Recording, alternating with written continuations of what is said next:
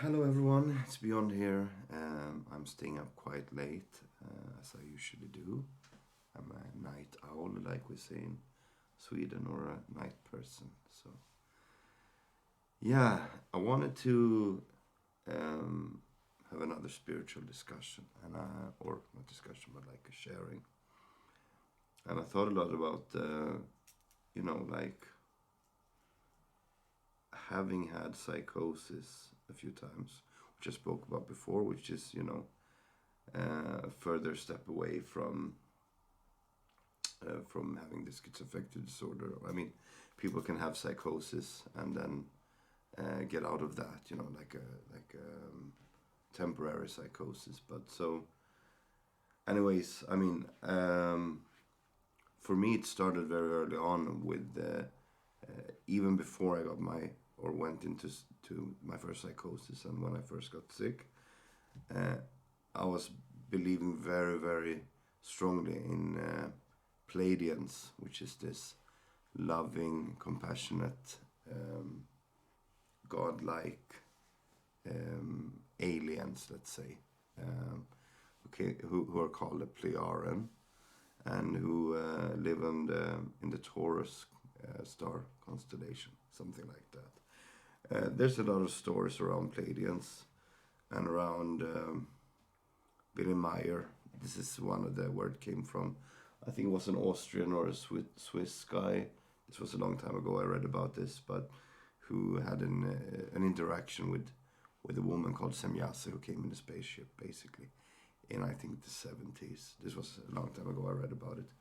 But there's supposedly all these aliens kind of watching over Earth, like Arcturians and Pleiadians, and you can go online and watch a lot of stuff. And I've seen a lot of stuff which is you can't really explain. You can't really, like when I was in Spain in September.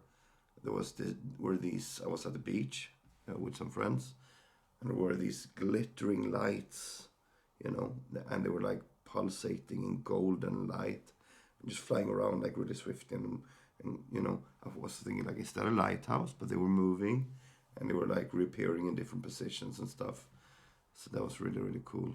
And I mean, I had a psychosis 2015 when I was in Thailand. That was one of the wildest things I've ever experienced, and it can be even quite humorous because we're talking about the Pleiadians, right? I was having, conversations with all these beings, or I thought I was. And so I sat down in the cafe where I was staying, which was just at the beach, and I ordered 4 cups of coffee. And so 4 cups of coffee, were delivered to my table. And I sat down and waited for a spaceship to land on the beach so I could have a cup of coffee with 3 Pleiadian people.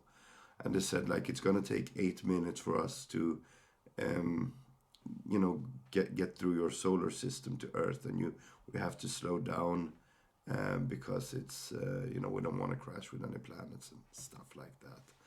And so I was like so totally in disbelief that they actually existed and that it was real. And I remember one time very early on when I was really sick. This was a long time ago. That's why I have a lot of distance to it. But I was like went into to the forest, and I was like standing shaking this tree like, Pleiadians, come now and show yourself in physical form, because it was always that I would see these things, but they weren't really in physical form. I wanted a physical spaceship to physically land on Earth and like to physically meet the Pleiadians. And I mean this I don't know. I mean, sometimes there's something. I'm getting messages here. There's something which we call star seeds. I mean, that's kind of a hippie expression, but like, which is this idea that many people who are born on Earth now originate from other planets, which are very, where people are very wise, very compassionate, and that there's this change on Earth, and that there's this wave coming of love and compassion that will transform the earth.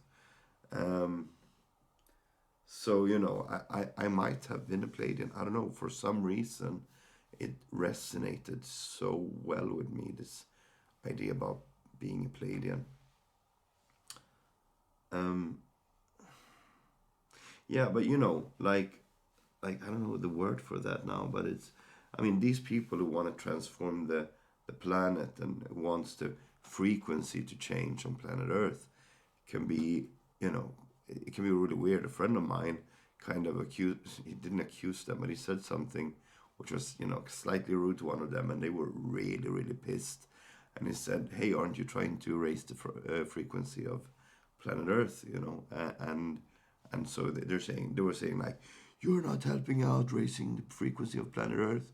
You're just ruining everything." Like, got really angry. So I thought that was quite funny. That it's belief that is that strong.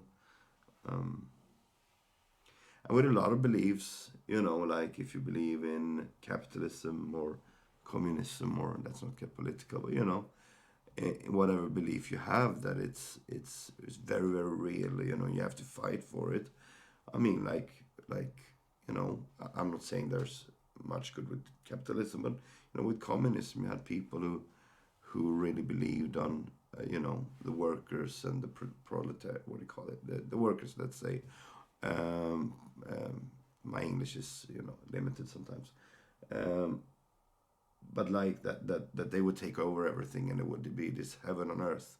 And in the name of that ideology, they killed people. Capitalism is something which has been around for some time, and I'm not saying that's good either, and that's a different topic. But in the name of love and compassion and heaven on earth, you can do quite nasty things. Um, it's easy that this gets political, and I don't want it to get political, because I can talk politics forever, especially if I'm in a group where there's an inspiration about it. But I'm gonna be careful. I'm here to share about my experiences and how I feel. But a lot of my hallucinations and experiences and voices and stuff have a lot of that was madness. It was crazy. I mean, but then there was a lot of beautiful stuff as well. I mean, when I was in Thailand, the trees and the bushes would sing to me, and or just sing, and there was this music playing. I was on Koh Phangan, and there was an island called Koh Samui, which is a bigger island. And they were playing psytrance, and which I love. I used to dance like 7-8 hours to psytrance straight, and it was one of my most favorite things to do, like really peak experiences where you just, go up into, the godless state where there's no one dancing, it's just dance. It's just transmutation of music. But they were playing music which was so good, was so incredibly good, and I've never heard anything like it, since. And there was sounds I heard which I have never heard since either. So I was like, God, where does these sounds come from? And like, because I used to tell people, I used to believe that there are sounds we haven't heard yet. And like, for example, dubstep, which is a genre which is quite famous now. I mean, dub existed, but dubstep, which is like came like 2008, and there was an energy in that music which hadn't been seen, or like, no, hadn't been heard. Sorry, hadn't been heard before, or and so there was this new type of music which just came about, and I think we're probably in the future gonna find sounds which we haven't heard, um, which will revolutionize music, and maybe our senses aren't attuned yet, like to certain sounds, and maybe there's spiritual aspects of the sounds. I don't know. Um, like for example, there's this. I don't know much about this, but if you have the color sight, let's say, like if you're colorblind, if you're functioning normally, I think there's this scale where you see 4 on that scale. Let's say if you're colorblind, you see 3. Then you have jellyfish, which has 13 in that scale, which means we see 4 in terms of what colors we see, and they see 13, which means that when on very, very deep waters, they can see all kinds of nuances very, very clearly because there's a lack of light, so they need to be very fine-tuned to color. And I'm like, wow, that's really, really cool.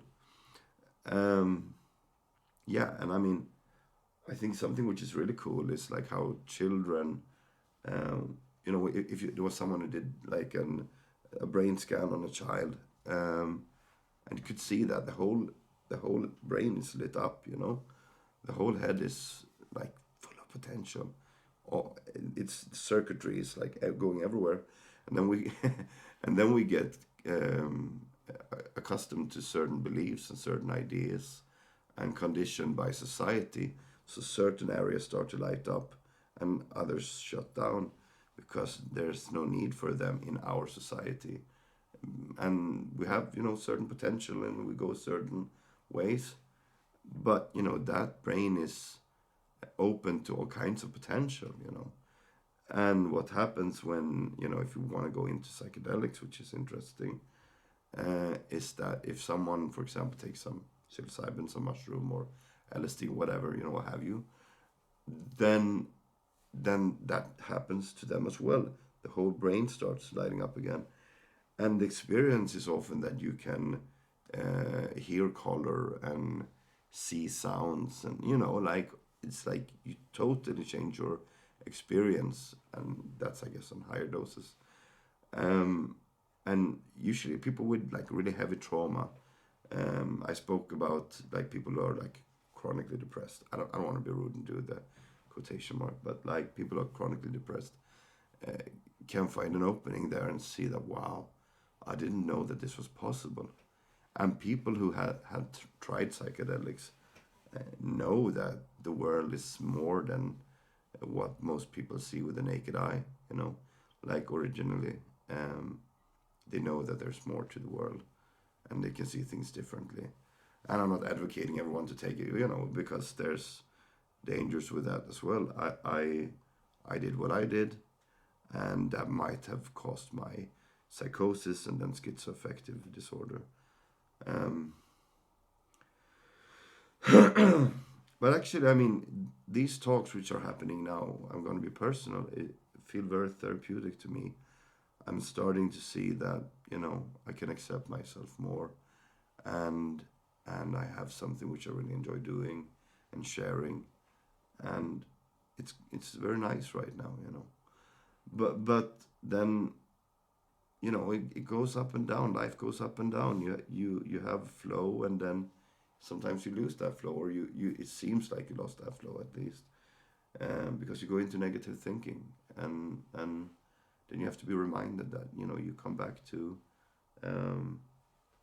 the natural state of yourself again. And most people have a lot of anxiety. Say, this is my natural state. I'm always anxious. I know. I'm always sad. I'm always troubled. I'm always yeah. That's because you have a belief that that's the case, and I mean that belief can be so real or seem so real. I mean, I don't know if I said this, but when I was this quite far back, but when I was 4 years old, I lost my ability to speak and communicate, and so I couldn't communicate with anyone. I would say things and it would be like something, and children would get afraid of me. I have a few memories of this. But when my father picked me up after a week at the psychiatry place, after a week of not being able to communicate, I spoke like 3 times as much. And he said I never stopped doing that, I've calmed myself down throughout the year, especially with my illness. But I got really, really revved up because I couldn't communicate. And where was I going with this?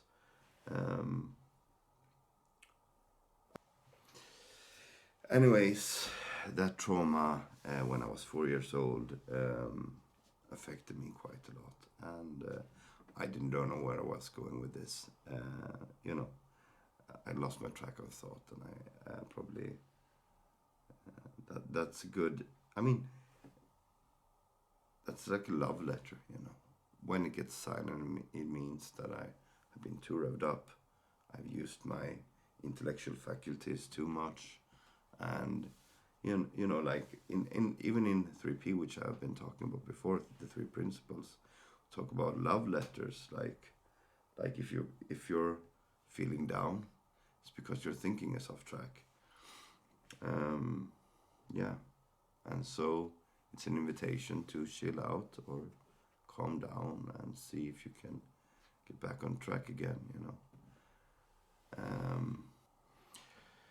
Anyways, I'm back again. I'm trying to see what I was gonna where I was gonna go with everything I was saying, but then it went kind of blank, and I know there was a lot of stuff that I wanted to say, but you get affected from your childhood, and was maybe about trauma, and that we believe in trauma, and that it's really, yeah, that was probably it. That if you spend too much time in thinking about trauma, that you're traumatized, that this is where I was going, then that becomes real. And so you start believing that you're broken. And maybe I said this before. And that becomes your reality. That becomes what you perceive as the world. And you say it's real. I was hurt as a kid, which is, might have been true. But it's as long as I've been struggling with this a lot because I've been wanting to fix my childhood. And I've been wanting to confront my parents, even though they were actually quite nice to me. But there was this misunderstanding, like I said another time, when I thought that my parents didn't care about me because they didn't want to look at my toy soldiers and my dinosaurs in straight lines, which I put up. And I thought they didn't care. So, I mean, we all have a story to tell, and we have things that, when we think about it too much, it causes us misery. And, like it can be like a friend of mine who started working when he was 12. I have two friends who started working at the age of 12, actually. And another guy who, took care of his siblings when he was 10 because of different reasons with their parents. And we would call them dandelion children in Sweden, I think. Like they would grow up out of the, from concrete or something, and, really had to fight to make it. And, they never maybe really got to have a parent that took care of them and was there for them. And, it's quite hard to find, if you don't get adopted or something like that, to find another parent that would do that for you. And I mean, that must really suck, and it can affect you and how your emotional world and how you feel. I hope I'm not contradicting myself now, but like trauma can be severe, but it's how much belief we put into it, and how much power it has over us. I think that's one of the main thoughts about that I have. I saw this. There was this woman who, when she was 24, she wrote in the newspaper, when they had newspapers, that I want to be adopted by someone, in the age of maybe 60, 70, and because I need a grandparent or a parent or something like that, someone older to adopt her, because she didn't feel like she'd had parents that took care of her. And I mean, when you're 24, seriously, I mean, you need parents even then. Someone who's around for you. You can come home to them and they bake, bread and make food and, brew some coffee or whatever, and sit down with you and talk about life. So everyone needs that. But I mean, if you grew up when you were 12, going out working when you were 12, and not having a parent who makes food for you and who listens to you, then that connection is very hard to establish, because you feel like you're not worthy, and who's going to want to listen to my problems? Who am I going to connect to? And I think this causes our reality. We think that no one cares, or something like that, along those lines. But like that bravery of that girl to, or woman, when she was 24, to just say, hey, I want to be adopted. I'm 24 and I want to be adopted. I find that quite inspiring. That's insight to me. And I know a lot of people who had, kind of, it doesn't work out with their parents, and they feel like they wish there was someone older that would take care of them and just be there. So this is a sincere wish for many people. Yeah, definitely. Okay. Take care, everyone. Stay classy, like I said before. Have a nice evening or day or night. Okay. Beyond, out.